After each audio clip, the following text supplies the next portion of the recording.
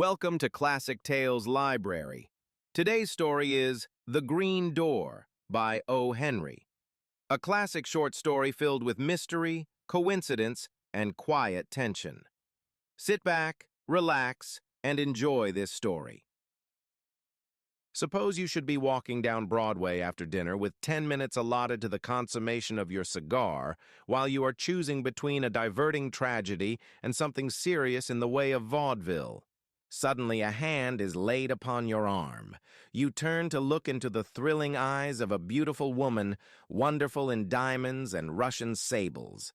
She thrusts hurriedly into your hand an extremely hot buttered roll, flashes out a tiny pair of scissors, snips off the second button of your overcoat, meaningly ejaculates the one word, parallelogram, and swiftly flies down a cross street, looking back fearfully over her shoulder. That would be pure adventure. Would you accept it? Not you. You would flush with embarrassment. You would sheepishly drop the roll and continue down Broadway, fumbling feebly for the missing button. This you would do unless you are one of the blessed few in whom the pure spirit of adventure is not dead. True adventurers have never been plentiful. They who are set down in print as such have been mostly businessmen with newly invented methods. They have been out after the things they wanted: golden fleeces, holy grails, lady loves, treasure, crowns, and fame.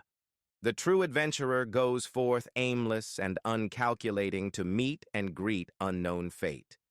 A fine example was the prodigal son when he started back home. Half-adventurers, brave and splendid figures, have been numerous. From the Crusades to the Palisades, they have enriched the arts of history and fiction and the trade of historical fiction.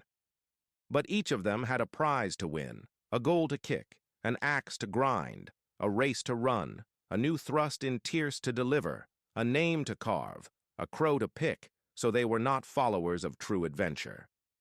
In the big city, the twin spirits romance and adventure are always abroad seeking worthy wooers. As we roam the streets, they slyly peep at us and challenge us in 20 different guises. Without knowing why, we look up suddenly to see in a window a face that seems to belong to our gallery of intimate portraits. In a sleeping thoroughfare, we hear a cry of agony and fear coming from an empty and shuttered house. Instead of at our familiar curb, a cab driver deposits us before a strange door, which one, with a smile, opens for us and bids us enter. A slip of paper written upon flutters down to our feet from the high lattices of chance. We exchange glances of instantaneous hate, affection, and fear with hurrying strangers in the passing crowds. A sudden douse of rain, and our umbrella may be sheltering the daughter of the full moon and first cousin of the sidereal system.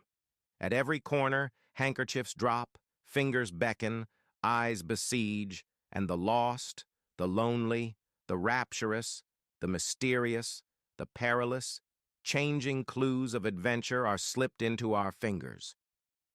But few of us are willing to hold and follow them. We are grown stiff with the ramrod of convention down our backs. We pass on, and someday we come at the end of a very dull life to reflect that our romance has been a pallid thing of a marriage or two, a satin rosette kept in a safe deposit drawer, and a lifelong feud with a steam radiator. Rudolf Steiner was a true adventurer. Few were the evenings on which he did not go forth from his hall bedchamber in search of the unexpected and the egregious. The most interesting thing in life seemed to him to be what might lie just around the next corner. Sometimes his willingness to tempt fate led him into strange paths. Twice he had spent the night in a station house. Again and again he had found himself the dupe of ingenious and mercenary tricksters. His watch and money had been the price of one flattering allurement. But with undiminished ardor he picked up every glove cast before him into the merry lists of adventure. One evening, Rudolph was strolling along a cross-town street in the older central part of the city. Two streams of people filled the sidewalks, the home hurrying, and that restless contingent that abandons home for the specious welcome of the 1,000 candle-power table d'hôte. The young adventurer was of pleasing presence, and moved serenely and watchfully. By daylight, he was a salesman in a piano store. He wore his tie drawn through a topaz ring instead of fastened with a stick pin, and once he had written to the editor of a magazine that Junie's Love Test by Miss Libby had been the book that had most influenced his life. During his walk, a violent chattering of teeth in a glass case on the sidewalk seemed at first to draw his attention, with a qualm, to a restaurant before which it was set. But a second glance revealed the electric letters of a dentist's sign high above the next door. A giant Negro, fantastically dressed in a red embroidered coat, yellow trousers, and a military cap, discreetly distributed cards to those of the passing crowd. This mode of dentistic advertising was a common sight to Rudolph. Usually he passed the dispenser of the dentist's cards without reducing his store, but tonight the African slipped one into his hand so deftly that he retained it there, smiling a little at the successful feat. When he had traveled a few yards further, he glanced at the card indifferently. Surprised, he turned it over and looked again with interest. One side of the card was blank, on the other was written in ink 3 words, "The Green Door." And then Rudolph saw, 3 steps in front of him, a man throw down the card the Negro had given him as he passed. Rudolph picked it up. It was printed with the dentist's name and address, and the usual schedule of plate work and bridge work, and specious promises of painless operations. The adventurous piano salesman halted at the corner and considered. Then he crossed the street, walked down a block, recrossed, and joined the upward current of people again. Without seeming to notice the Negro as he passed the second time, he carelessly took the card that was handed him. 10 steps away, he inspected it. In the same handwriting that appeared on the first card, "The Green Door" was inscribed upon it.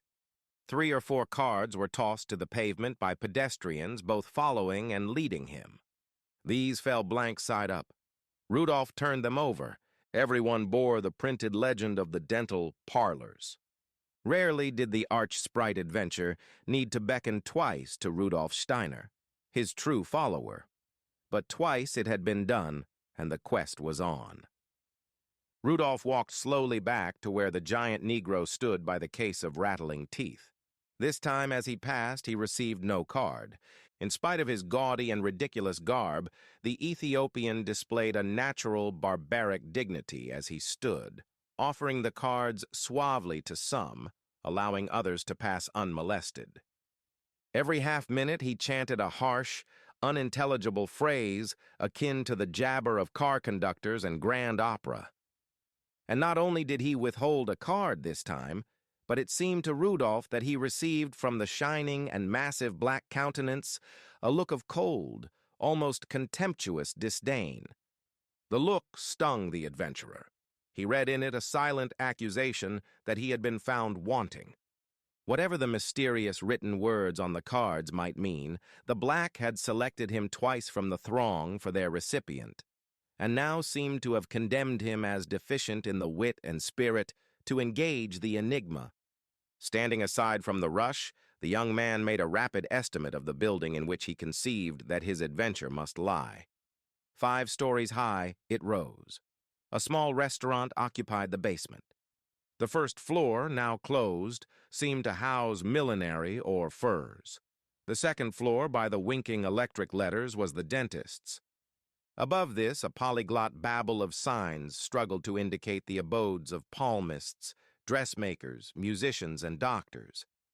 Still higher up, draped curtains and milk bottles white on the windowsills proclaimed the regions of domesticity. After concluding his survey, Rudolph walked briskly up the high flight of stone steps into the house. Up 2 flights of the carpeted stairway he continued, and at its top paused. The hallway there was dimly lighted by 2 pale jets of gas, one far to his right, the other nearer to his left. He looked toward the nearer light and saw, within its wan halo, a green door. For one moment he hesitated. Then he seemed to see the contumelious sneer of the African juggler of cards. And then he walked straight to the green door and knocked against it. Moments like those that passed before his knock was answered measure the quick breath of true adventure. What might not be behind those green panels?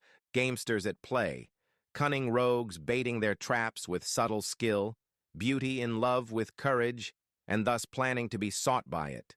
Danger, death, love, disappointment, ridicule, any of these might respond to that temerarious rap.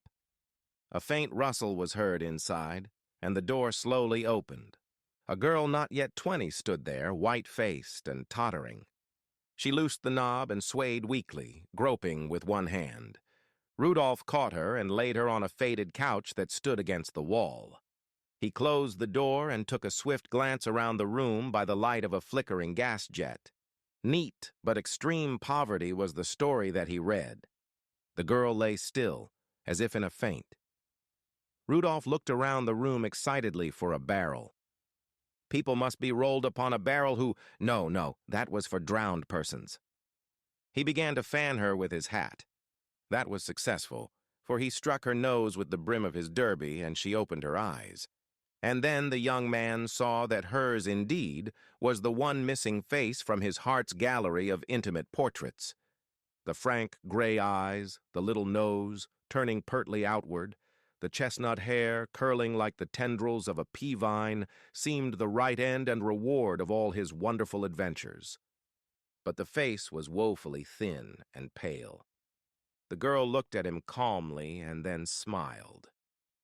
"Fainted, didn't I?" she asked weakly.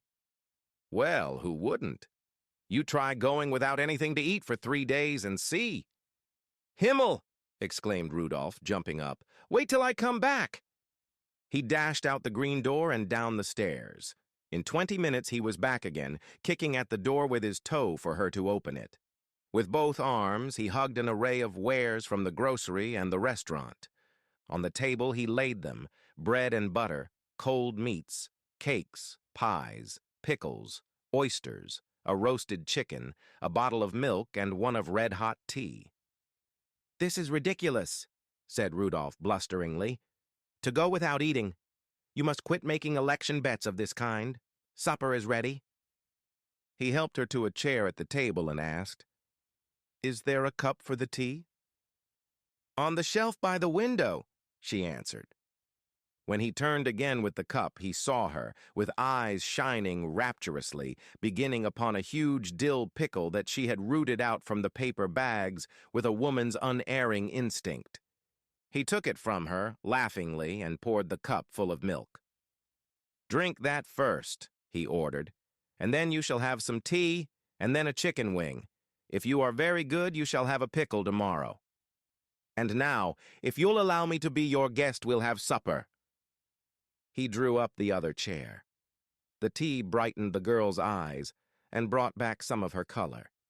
She began to eat with a sort of dainty ferocity like some starved wild animal. She seemed to regard the young man's presence and the aid he had rendered her as a natural thing, not as though she undervalued the conventions, but as one whose great stress gave her the right to put aside the artificial for the human. But gradually, with the return of strength and comfort, came also a sense of the little conventions that belong, and she began to tell him her little story. It was one of 1,000 such as the city yawns at every day. The shopgirl's story of insufficient wages, further reduced by fines that go to swell the store's profits.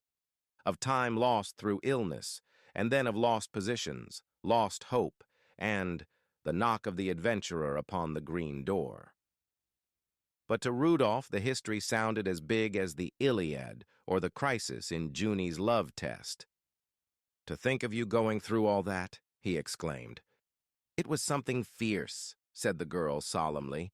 "And you have no relatives or friends in the city?" "None whatever." "I am all alone in the world, too," said Rudolph after a pause. "I am glad of that," said the girl promptly. And somehow it pleased the young man to hear that she approved of his bereft condition. Very suddenly her eyelids dropped and she sighed deeply. "I'm awfully sleepy," she said, "and I feel so good." Then Rudolph rose and took his hat. "I'll say good night. A long night's sleep will be fine for you." He held out his hand, and she took it and said, "Good night." But her eyes asked a question so eloquently, so frankly and pathetically, that he answered it with words. "Oh, I'm coming back tomorrow to see how you are getting along. You can't get rid of me so easily." Then, at the door, as though the way of his coming had been so much less important than the fact that he had come, she asked, "How did you come to knock at my door?" He looked at her for a moment, remembering the cards, and felt a sudden jealous pain. What if they had fallen into other hands as adventurous as his? Quickly, he decided that she must never know the truth. He would never let her know that he was aware of the strange expedient to which she had been driven by her great distress. "One of our piano tuners lives in this house," he said. "I knocked at your door by mistake." The last thing he saw in the room before the green door closed was her smile. At the head of the stairway, he paused and looked curiously about him, and then he went along the hallway to its other end, and coming back, ascended to the floor above and continued his puzzled explorations. Every door that he found in the house was painted green. Wondering, he descended to the sidewalk. The fantastic African was still there. Rudolph confronted him with his 2 cards in his hand. "Will you tell me why you gave me these cards and what they mean?" he asked. In a broad, good-natured grin, the Negro exhibited a splendid advertisement of his master's profession. "Dar it is, boss," he said, pointing down the street. "But I expect you is a little late for the fust act." Looking the way he pointed, Rudolph saw above the entrance to a theater the blazing electric sign of its new play, The Green Door. "I'm informed that it's a fust-rate show, sah," said the Negro.